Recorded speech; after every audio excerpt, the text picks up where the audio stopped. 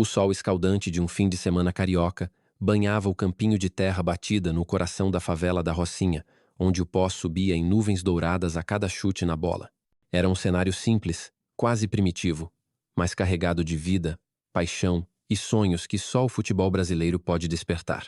No centro disso tudo estava Roberto Carlos, o lendário lateral esquerdo cuja perna esquerda já foi comparada a um canhão e cujo nome ecoava como sinônimo de glória nos gramados do mundo. Hoje, porém, ele não estava em um estádio lotado, nem vestindo a camisa verde-amarela da seleção. Vestia uma camiseta preta simples, um boné virado para trás e um sorriso tranquilo enquanto observava seu filho, Lucas, de 10 anos, aquecer com outros garotos para o torneio de futebol comunitário que ele mesmo organizara. O evento, batizado de Copa dos Sonhos, era mais do que uma competição. Era uma promessa de esperança para as crianças da favela, um lembrete de que o talento pode nascer em qualquer esquina, assim como ele próprio nascera ali, entre vielas estreitas e sonhos maiores que o céu. Roberto Carlos, agora com seus 40 e poucos anos, havia trocado os holofotes por um propósito mais silencioso. Depois de conquistar o mundo com a seleção brasileira, o Real Madrid e uma carreira que o colocou no panteão do futebol, ele voltou às raízes. Fundou uma escolinha de futebol na Rocinha, não para criar estrelas, mas para ensinar às crianças que a disciplina, o respeito e a paixão podem levá-las a qualquer lugar. A Copa dos Sonhos era o ápice do seu trabalho anual, um torneio que reunia times de várias comunidades do Rio, com troféus brilhantes, camisas novinhas doadas por patrocinadores e, o mais importante, a chance de mostrar a essas crianças que elas valiam mais do que as dificuldades que enfrentavam. Lucas, seu filho, era o capitão de um dos times, o Estrelas da Rocinha. O garoto herdara do pai não só o cabelo cacheado e o sorriso fácil, mas também uma habilidade impressionante com a bola. Embora preferisse o ataque ao invés da lateral, Roberto, sentado em um banquinho de madeira ao lado do campo, observava o filho driblar com a mesma concentração que ele próprio tinha quando enfrentava adversários como Maldini ou Cafu. Esse menino vai longe, pensou enquanto ajustava o boné, sentindo o calor do sol queimar a nuca. O campinho estava lotado. Famílias inteiras se amontoavam nas arquibancadas improvisadas feitas de tábuas e blocos de concreto. Crianças corriam de um lado para o outro, algumas descalças, outras com chuteiras remendadas, todas rindo alto. Vendedores ambulantes gritavam oferecendo pipoca, guaraná gelado e picolés que derretiam rápido no calor. A música, como sempre no Brasil, era onipresente. Um som misturava pagode com funk carioca, saindo de caixas de som velhas conectadas a um gerador barulhento. Era o tipo de caos organizado que fazia o coração de qualquer brasileiro bater mais forte. Um lembrete de que a vida, mesmo dura, podia ser celebrada. Roberto, com seu jeito humilde, cumprimentava a todos. Mães que o abraçavam agradecendo pela oportunidade dada aos filhos. Avós que contavam histórias de quando o viam jogar na TV, e até os adolescentes que o desafiavam, brincando, a mostrar um dos seus famosos chutes de 3 dedos. Ele ria, desconversava, mas seus olhos nunca saíam do campo, onde Lucas e seus amigos se preparavam para o primeiro jogo contra o time Guerreiros do Vidigal. O adversário, porém, não era só um time de garotos. Liderando os Guerreiros do Vidigal estava Diego Almeida, um treinador local conhecido por sua competitividade feroz e, segundo alguns, por métodos questionáveis. Diego, um homem de meia idade com cabelo grisalho penteado para trás e uma corrente de ouro brilhando no pescoço, tinha uma reputação ambígua na comunidade. Por um lado, era respeitado por tirar jovens do tráfico e colocá-los no futebol. Por outro, corriam boatos de que ele manipulava resultados, subornava árbitros e usava táticas sujas para garantir vitórias. Diego nunca escondeu sua inveja de Roberto Carlos. Enquanto ele, Diego, passava anos lutando por reconhecimento nas comunidades, Roberto chegava com seu nome famoso, seus contatos poderosos e sua aura de herói nacional, atraindo atenção e recursos sem esforço. Para Diego, a Copa dos Sonhos não era uma celebração, era uma afronta, uma prova de que ele, um homem que ralou a vida toda, ainda estava à sombra de uma lenda. O jogo começou com a energia típica do futebol de base. Passes desajeitados, correria desenfreada e gritos de incentivo de todos os lados.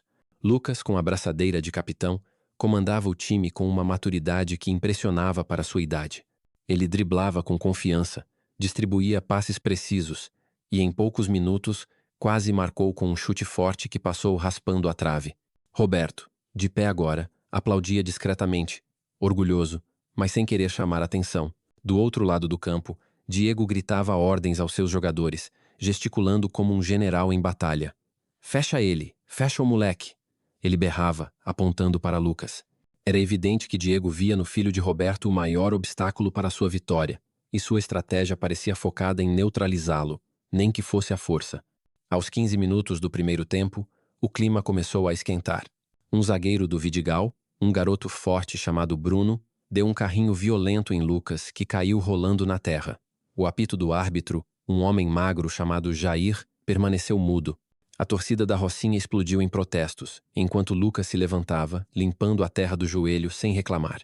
Roberto franziu o senho, mas não disse nada, confiando que o filho sabia lidar com a situação. No lance seguinte, Lucas sofreu outra falta dura. Dessa vez, um empurrão descarado que o fez bater contra a cerca de madeira que delimitava o campo. Novamente, Jair ignorou, limitando-se a mandar o jogo seguir. Agora, até os pais mais calmos começaram a murmurar. Esse árbitro tá comprado, gritou uma mãe segurando um bebê no colo. Roberto, com os braços cruzados, observava tudo em silêncio, mas seus olhos, acostumados a ler o jogo dentro e fora do campo, captavam os sinais. Jair, o árbitro, trocava olhares rápidos com Diego, que sorria de canto de boca, satisfeito. O jogo seguiu, mas a tensão só aumentava. O time da Rocinha dominava a posse de bola, mas cada ataque era interrompido por faltas agressivas, nenhuma marcada. Quando Lucas finalmente conseguiu passar por 2 defensores e chutar a gol, o goleiro do Vidigal defendeu. Mas a bola sobrou para outro jogador da Rocinha, que marcou.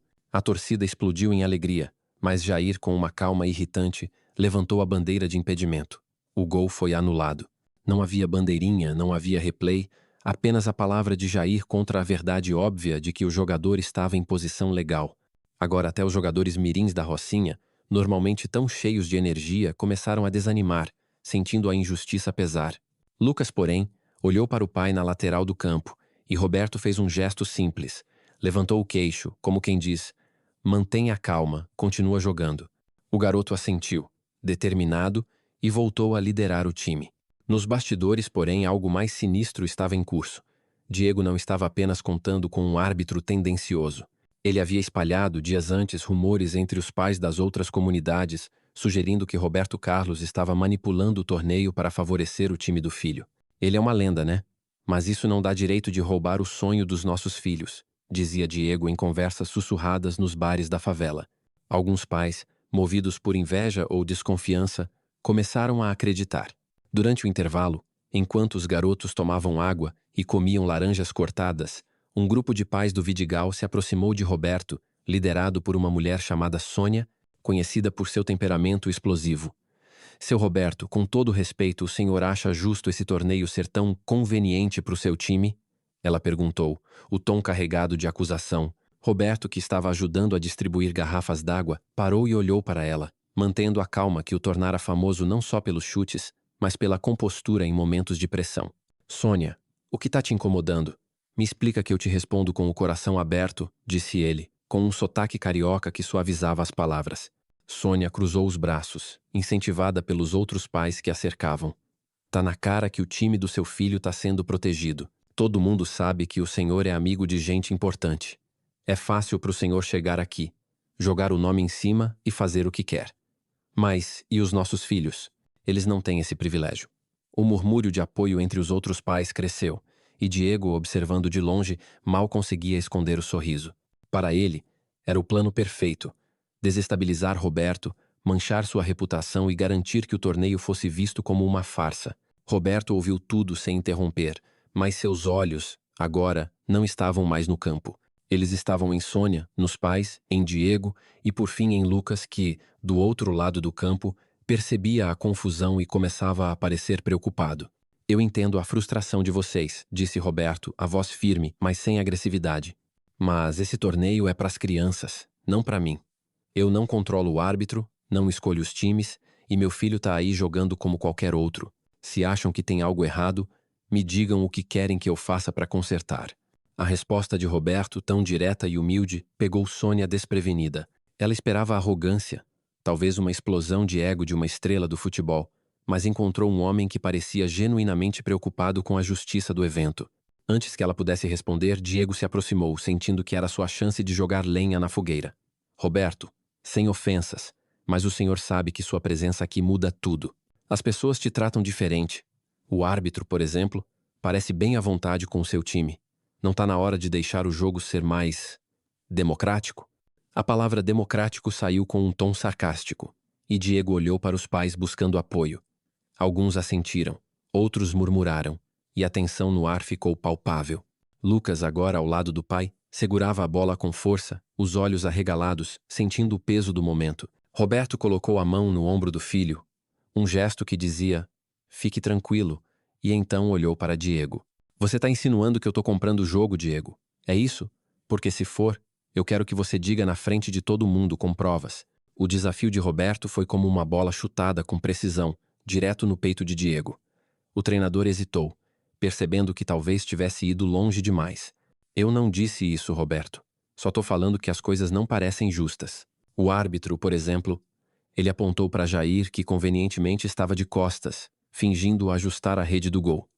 Ele está claramente favorecendo vocês. E isso não é bom para ninguém.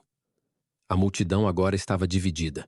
Alguns pais gritavam em apoio a Diego, outros defendiam Roberto, lembrando que ele era o único que investia tempo e dinheiro para dar às crianças um torneio de verdade. O barulho cresceu, e o segundo tempo, que deveria começar, foi adiado enquanto a discussão esquentava.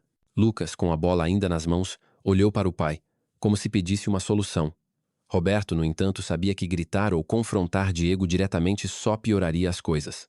Ele já enfrentara adversários muito mais duros nos campos da Europa, de torcidas hostis a técnicos provocadores, e aprendera que a verdadeira vitória vem da inteligência, não da força.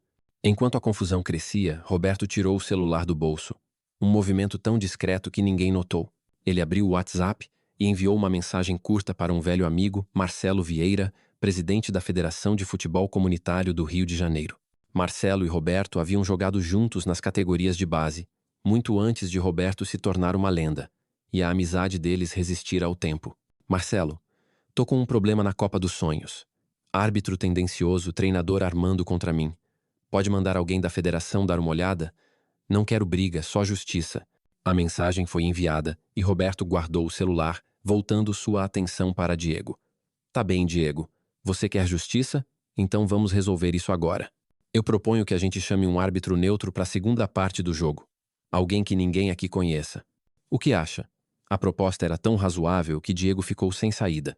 Recusar seria admitir que ele queria a vantagem do árbitro comprado. Aceitar significava perder o controle da narrativa. Ele gaguejou, tentando encontrar uma resposta, mas antes que pudesse falar, o celular de Roberto vibrou com a resposta de Marcelo. Tô mandando o Paulo, melhor árbitro da federação. Chega em 20 minutos. Aguenta aí. A chegada de Paulo, um árbitro respeitado conhecido por sua imparcialidade, mudou o jogo antes mesmo de a bola rolar novamente. Quando o carro da federação estacionou ao lado do campinho, trazendo não só Paulo, mas também um representante oficial com uma prancheta cheia de documentos, a multidão silenciou. Diego, que até então mantinha a pose de desafiador, começou a suar frio.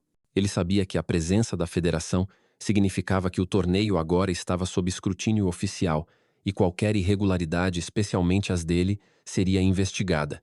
Jair, o árbitro tendencioso, parecia igualmente nervoso, mexendo nas mãos como se quisesse desaparecer. Roberto, com a calma de quem já venceu Copas do Mundo, aproximou-se de Paulo e explicou a situação em poucas palavras, sem acusar diretamente, mas deixando claro que algo estava errado. Paulo, a gente só quer um jogo limpo para as crianças.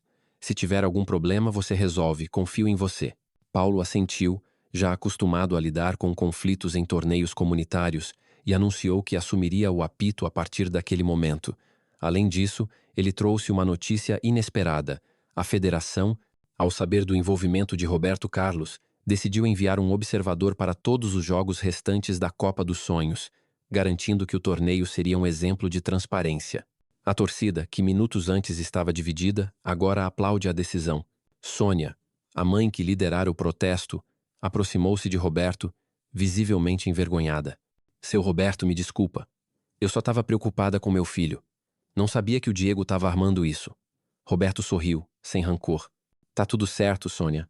A gente é tudo família aqui. O importante é as crianças jogarem felizes.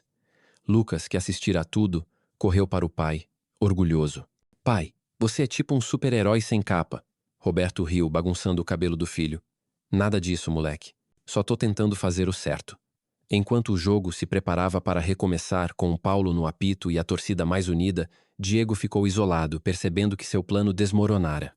Ele tentou se aproximar de Roberto, murmurando algo sobre mal-entendido, mas Roberto apenas o olhou, com um olhar que dizia mais do que palavras. Você escolheu o adversário errado. O segundo tempo começou com uma energia renovada. As crianças jogavam com paixão, sem o peso das faltas injustas ou dos gols anulados. Lucas, inspirado pelo exemplo do pai, liderava o time com uma determinação feroz, driblando, passando e finalmente marcando um gol que fez a Rocinha inteira explodir em gritos. Roberto, agora sentado novamente, aplaude, mas sua mente já estava no próximo passo. Ele sabia que o confronto com Diego não era apenas uma briga de ego, era um sintoma de algo maior, uma luta por respeito e igualdade em um mundo onde o talento nem sempre é suficiente. Ele não queria apenas vencer o jogo, queria mudar o campo para Lucas, para as crianças da favela, para todos que sonhavam como ele sonhara um dia. E com a federação agora de olho, ele tinha a chance de fazer isso. O apito final soou, com a Rocinha vencendo por 2-1, mas a verdadeira vitória de Roberto estava apenas começando. O sol nascia sobre a praia de Copacabana, tingindo o céu de tons laranja e rosa, enquanto as ondas quebravam suavemente na areia, trazendo uma brisa salgada que misturava o cheiro do mar com o aroma de café fresco vindo das barracas ao longo do calçadão. Era um novo dia no Rio de Janeiro, e Roberto Carlos, com seu inseparável boné virado para trás, estava de pé na areia, organizando um evento que prometia ser diferente de tudo que a Copa dos Sonhos já representara. Após o tumulto do torneio na Rocinha, onde ele desarmara as provocações de Diego com inteligência e dignidade, Roberto decidiu que não bastava apenas corrigir uma injustiça, era preciso transformar o conflito em algo maior, algo que pudesse inspirar não só as crianças, mas toda a comunidade. Ele havia convidado os times do torneio, incluindo os Guerreiros do Vidigal de Diego, para um acampamento especial de futebol na praia, uma iniciativa que misturava treino, diversão e lições de vida. Seu filho, Lucas, estava ao seu lado, carregando uma bolsa cheia de bolas de futebol, os olhos brilhando com a expectativa de um dia que prometia ser inesquecível. Roberto olhou para o horizonte, onde o pão de açúcar se erguia majestoso, e sentiu uma certeza profunda. O futebol, que o tirara da pobreza e o levara ao mundo, agora seria sua ferramenta para construir pontes, curar feridas e mostrar às crianças que o verdadeiro jogo acontece fora do campo. O acampamento não era apenas uma extensão do torneio, era uma celebração da resiliência e da união que o futebol pode trazer. Roberto havia planejado cada detalhe com cuidado, desde as tendas brancas montadas na areia até as atividades que misturavam treino técnico com brincadeiras típicas da praia, como futevôlei e altinha. Ele queria que as crianças, muitas delas marcadas pelas dificuldades da vida na favela, sentissem a liberdade de sonhar sem limites, de correr na areia com o vento no rosto e acreditar que o futuro podia ser tão vasto quanto o oceano à sua frente. Mas havia outro objetivo, mais sutil. Roberto queria transformar Diego, o treinador que tentara sabotar, em um aliado. Em vez de bani-lo ou humilhá-lo após o incidente com o árbitro comprado, Roberto o convidara pessoalmente para participar do acampamento. Diego, a gente pode brigar ou pode construir algo juntos. Eu escolho construir. E você? Dissera ele, com a franqueza que desarmava até os mais teimosos. Diego, ainda abalado pela intervenção da federação e pela própria vergonha, aceitara, embora com hesitação. Agora, ele estava ali na praia um pouco afastado, observando enquanto Roberto reunia as crianças em um grande círculo na areia. Cerca de 50 garotos e garotas, de idades entre 8 e 13 anos, formavam o grupo, todos vestindo camisetas coloridas com o logo da Copa dos Sonhos. Lucas, como sempre, era o mais animado, correndo de um lado para o outro, ajudando a distribuir coletes e organizando os times para o primeiro exercício do dia. Um treino de passes em duplas, com a bola rolando na areia fofa, o que tornava cada movimento um desafio. Roberto, com um apito pendurado no pescoço, caminhava entre as duplas, corrigindo posturas, incentivando com frases curtas e precisas. Olha a bola, não o pé. Confia no passe, ele vai chegar. Sua presença era magnética. As crianças o olhavam com uma mistura de admiração e familiaridade, como se ele fosse ao mesmo tempo um ídolo e um tio querido. Diego, por outro lado, parecia deslocado. Ele tentava se enturmar, gritando ordens aos seus jogadores do Vidigal, mas sua voz soava forçada, como se ele ainda carregasse o peso da culpa. Roberto percebeu isso e, em um momento de pausa, chamou-o para o centro do círculo. Diego, vem cá. Conta pra molecada como você começou no futebol. Eles precisam ouvir histórias como a sua, de quem veio de baixo e tá aqui lutando por eles. A proposta pegou Diego desprevenido. Ele hesitou, ajustando a corrente de ouro no pescoço, mas os olhares curiosos das crianças o encorajaram. Com a voz meio rouca, ele começou a falar, contando como crescera no Morro do Cantagalo, onde o futebol era sua única fuga de uma realidade marcada pela violência e pela pobreza. Eu não tinha chuteira, jogava com tênis furado, mas toda vez que eu chutava a bola, eu sentia que podia ser alguém, disse ele, surpreendendo-se com a própria emoção. As crianças ouviam em silêncio, algumas assentindo, reconhecendo suas próprias vidas na história. Roberto, de braços cruzados, observava com um sorriso discreto, sabendo que aquele momento era o primeiro passo para mudar a postura de Diego. Ele não queria apenas que Diego se redimisse. Queria que ele entendesse o verdadeiro propósito de estar ali, que era inspirar, não competir. O dia seguiu com uma energia contagiante. Depois dos treinos, as crianças foram divididas em times mistos, com jogadores de diferentes comunidades jogando juntos, uma forma de quebrar rivalidades e criar laços.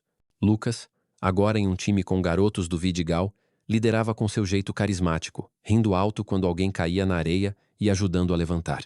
Roberto, enquanto supervisionava, começou a compartilhar histórias de sua própria carreira, sentando-se na areia com as crianças ao seu redor, como um griot moderno contando lendas. Ele falou sobre sua infância na favela de São Paulo, onde jogava bola descalço em campos de terra, sonhando com o dia em que vestiria a camisa do Brasil.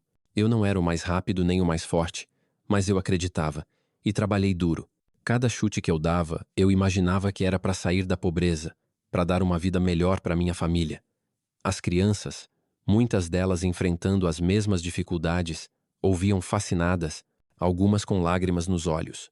Lucas, que já conhecia essas histórias, olhava para o pai com orgulho, sentindo o peso de cada palavra. Mas a verdadeira virada do dia veio na parte da tarde, quando Roberto revelou uma surpresa.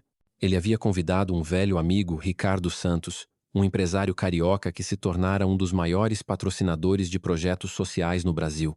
Ricardo, que conhecera Roberto nos tempos de seleção, devia a ele um favor antigo. Anos atrás, quando sua empresa enfrentava uma crise financeira, Roberto usara sua influência para conectá-lo a investidores internacionais, salvando seu negócio. Agora, Ricardo estava ali, não só para assistir ao acampamento, mas para fazer um anúncio que mudaria o futuro da comunidade. Com um microfone em mãos, ele subiu em um palco improvisado na areia, ao lado de Roberto. Pessoal, eu vi o que o Roberto está fazendo aqui, e é algo que não tem preço. Ele está dando esperança para as nossas crianças. Então, em nome da minha empresa, eu quero anunciar que vamos construir um campo de futebol de grama sintética novinho, aqui na Rocinha, com vestiários, iluminação e tudo que essas crianças merecem. A multidão explodiu em aplausos, os garotos gritando e pulando, enquanto as mães, que assistiam da lateral, enxugavam lágrimas de alegria. Lucas correu para abraçar o pai, que ria, emocionado, mas tentando manter a compostura. Diego, que até então permanecia em segundo plano, sentiu algo mudar dentro de si. Ver o impacto do trabalho de Roberto, a alegria genuína das crianças e a generosidade de alguém como Ricardo o fez confrontar sua própria amargura. Ele percebeu que, enquanto gastava energia tentando competir e sabotar, Roberto usava a sua para construir. Durante o intervalo, enquanto as crianças jogavam futevôlei, Diego se aproximou de Roberto, que estava organizando cones para o próximo treino. Roberto, eu preciso falar com você, disse ele, a voz baixa, quase envergonhada. Roberto parou, enxugando o suor da testa, e olhou para ele com atenção. Fala, Diego, tô ouvindo. Diego respirou fundo, como se reunisse coragem. Eu errei feio no torneio. Tentei te derrubar porque, sei lá, porque eu tinha inveja. Você chega aqui, com esse nome, essa história, e eu achei que estava perdendo meu espaço. Mas vendo o que você tá fazendo, eu percebo que fui um idiota. Me desculpa, cara. De verdade. Era uma confissão crua, sem rodeios, e Roberto, que já vira muitos homens caírem e se levantarem, reconheceu a sinceridade nas palavras. Tá perdoado, Diego, mas agora você tem uma escolha. Ou continua olhando para trás, ou vem com a gente construir algo maior. Essas crianças precisam de nós dois. Diego assentiu, os olhos marejados, e apertou a mão de Roberto, selando um novo começo. O ponto alto do acampamento veio no final da tarde, quando Roberto organizou um jogo amistoso na praia, com as crianças divididas em 2 times enormes, cada um com quase 20 jogadores, uma bagunça divertida que lembrava os rachões de sua época de jogador. Ele próprio entrou em campo, jogando como lateral, mas sem usar sua famosa perna esquerda para não intimidar os garotos. Lucas, no ataque, era o destaque, driblando com uma leveza que fazia a torcida vibrar. Em um momento crucial, ele recebeu um passe longo, correu pela areia e, com um chute preciso, marcou um gol que levantou até os banhistas que passavam pelo calçadão. Roberto, do outro lado do campo, aplaudiu, gritando: "É isso, moleque! Mostra pra eles!" A torcida, agora incluindo turistas que pararam para assistir, explodia em aplausos, e Lucas correu para abraçar o pai, os dois caindo na areia, rindo como se o mundo inteiro fosse aquele momento. Enquanto o sol se punha, tingindo o céu de roxo e dourado, Roberto reuniu todos para o encerramento. Ele subiu no palco com Lucas ao seu lado e falou com a simplicidade que o tornava tão querido. "Hoje, a gente não jogou só futebol. A gente mostrou que quando se joga junto, não tem obstáculo que pare a gente. Vocês, crianças, são o futuro, e eu prometo que vou estar aqui, com vocês, para ajudar a construir esse futuro." As palavras, ditas com o coração, ecoaram na praia, e a multidão aplaudiu, emocionada. Diego, agora integrado ao grupo, subiu ao palco, pegando o microfone com uma ousadia que surpreendeu a todos. "Eu quero dizer uma coisa. Eu vim para cá achando que sabia tudo, mas aprendi com o Roberto que o futebol é mais do que ganhar. É sobre dar esperança. Então, contem comigo para esse campo novo, para as próximas Copas, para tudo." A multidão aplaudiu ainda mais forte, e Roberto, com um sorriso, deu um tapinha nas costas de Diego, selando a parceria. O acampamento terminou com uma roda de samba improvisada na praia, com pandeiros e violões trazidos por moradores da Rocinha. As crianças dançavam, os pais cantavam, e até Ricardo, o empresário, se arriscou em alguns passinhos, para delírio de todos.